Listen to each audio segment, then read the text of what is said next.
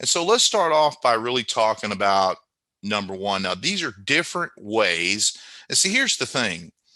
There's a lot of different things that people talk about on ways to make the customer feel comfortable, because what happens is we customers are making their buying decisions sometimes even before they even walk in the door. What they're going to do with you.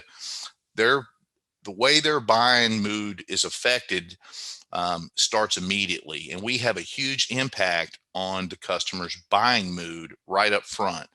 And some of y'all might remember from other classes, I'll talk about example of this is if say you meet a friend of yours and you call your friend and say, hey, let's meet for lunch. Okay. And think pre-pandemic, let's meet for lunch. Let's meet over at, Taco World. Right. And so you show up at the restaurant with your friend and you walk inside, and there's no host or hostess standing there.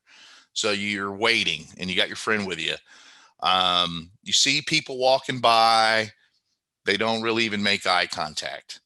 Immediately, Frankie, how does that impact your buying mood? Kind of makes it like, do they even want our business? Yeah, you invited a friend, you're already gonna, oh man, did I pick the right place? And so you're not getting the attention that you really would like to receive right up front. And then when somebody finally does come to ask you, how many in your party and want to seat you, they don't even apologize that you've been standing there for say 2 or 3 minutes. 2 or 3 minutes feels like an eternity sometimes when you're waiting for say a table or something. So the point and the takeaway of it is that's going to impact, are you going to buy appetizers when you sit down? Are you going to stay long enough to order dessert? Will you order a cocktail while you're there? Or will you just eat and go and almost regret that you chose that restaurant? And so the buying mood, everybody gets impacted immediately when the customers first come in.